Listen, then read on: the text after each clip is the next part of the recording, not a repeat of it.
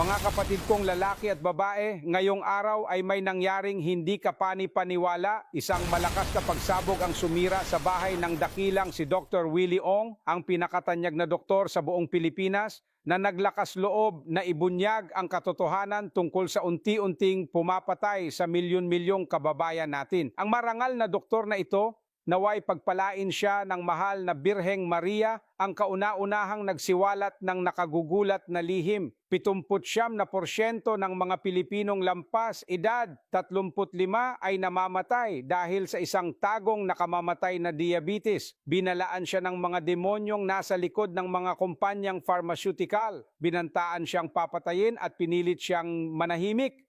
Ngunit hindi siya sumuko. At ngayon, narito ang kanilang paghihiganti. Pinasabog nila ang kanyang bahay.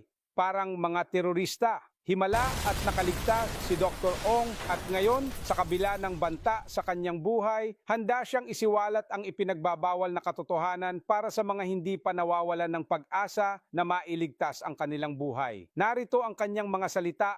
Sumpa ko sa banal na krus at sa lahat ng mga santo, ang mga kumpanyang pharmaceutical ay isang sindikato ng mga kriminal.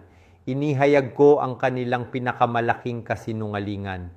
Sinasadya nilang itago sa mga tao ang katotohanan tungkol sa tagong diabetes. 77% ng mga Pilipino na lampas sa edad na 30 ay may dalang hindi nakikitang mamamatay.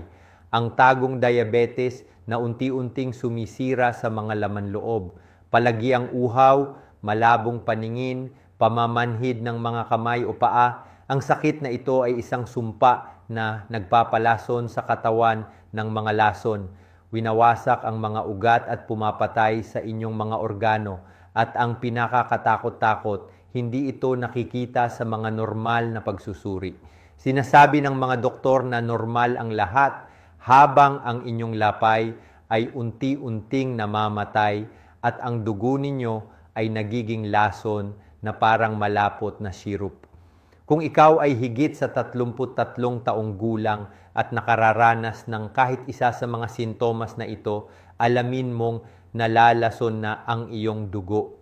Ako, kasama ang 47 sa pinakamahusay na endocrinologist sa buong mundo, ay bumuo ng nag-isang formula na kayang inormalize ang blood sugar sa loob ng 70 oras pagkatapos ng unang gamutan. Ang aming paggamot ay sumisira sa tagong diabetes, pinapagana muli ang lapay at nililinis ang dugo. Walang operasyon, walang mapanganib na gamot.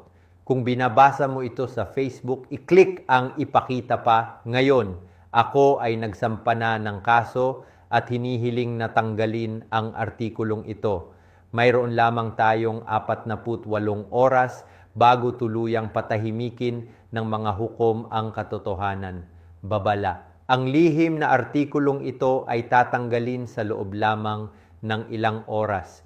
Dito ibinubunyag ang buong katotohanan kung paano mo kayang ihinto ang pagkasira ng iyong katawan sa loob ng 3 araw at ganap na maibalik ang kalusugan. Huwag mong ipagpaliban. Sa loob ng ilang oras, mawawala na ito magpakailanman. Iligtas ang iyong buhay habang may oras pa. Pagpalain nawa kayo ng Diyos at ng mahal na Birheng Maria.